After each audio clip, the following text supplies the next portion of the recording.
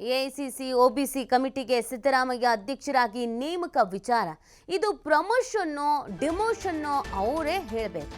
ಬೆಂಗಳೂರಿನಲ್ಲಿ ಸಂಸದ ಬಸವರಾಜ ಬೊಮ್ಮಾಯಿ ಹೇಳಿಕೆ ಕೊಟ್ಟಿದ್ದಾರೆ. ಅಧಿಕಾರ ಇಲ್ಲದ ಸಮಿತಿಗೆ ಸಿದ್ದರಾಮಯ್ಯನವರನ್ನು ನೇಮಿಸಿದ್ದಾರೆ. ಇದು ಕರ್ನಾಟಕದ ಮಟ್ಟಿಗೆ ಬಹಳ ಮಹತ್ವದ ಬೆಳವಣಿಗೆ. ಇದರಿಂದ ಬದಲಾವಣೆ ವದಂತಿಗೆ ಇನ್ನಷ್ಟು ಪುಷ್ಟಿ ಅಂತ ಬೊಮ್ಮಾಯಿ ಅವರು ಹೇಳ್ತಾ ಇದ್ದಾರೆ.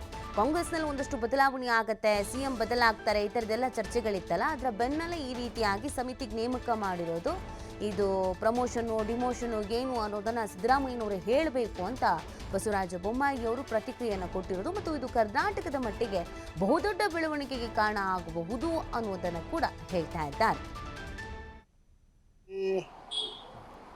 ಸಿದ್ದರಾಮಯ್ಯ ಅವರಿಗೆ ಡಿಮೋಷನ್ನ ಪ್ರಮೋಷನ್ನ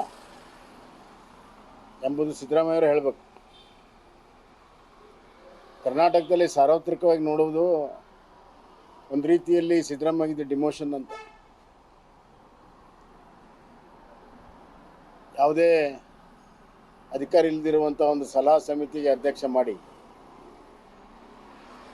ಸ್ಪಷ್ಟವಾದ ಆದೇಶ ಇಲ್ಲದೆ,